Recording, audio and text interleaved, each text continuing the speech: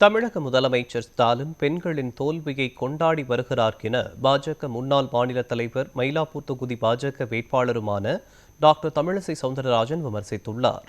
சென்னை டி-நகரில் செய்தியாளர்களிடம் பேசிய அவர் இவ்வாறு தெரிவித்தார். முதல்ல எவ்வளோ இடம் அப்படின்னு கேட்டாங்க. இப்போ அவர்களுக்கான இடம் உயர்த்தப்படும் என்று சொன்ன உடனேயே இடத்தை உயர்த்தாமே ஏன் எங்களுக்கு கொடுக்கல அப்படின்னு இன்னொரு கேள்வி கேட்குறாங்க.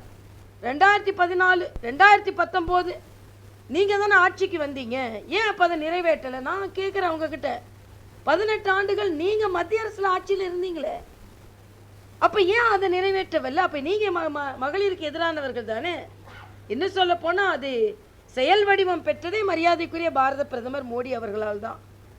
அதனால் இந்த மகளிர் மசோதாவை மகளிரின் உரிமையை பறித்துவிட்டு தமிழகத்தின் உரிமையை நிலைநாட்டுகிறேன் என்று சொன்னால் எந்த அளவிற்கு ஒரு பொய்யான நிலைப்பாடை முதலமைச்சர் எடுத்திருக்கிறார் என்பதும், எதிர்க்கட்சியாக இருக்கும் பொழுது சட்டமன்றத்திலிருந்து சட்டையை கிழித்திட்டு வந்து அரசியல் செய்தார்.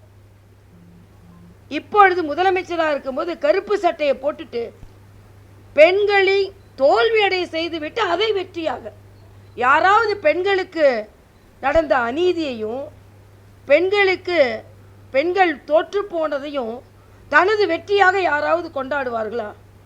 தமிழக முதலமைச்சர் அதை கொண்டாடி கொண்டிருக்கிறார்.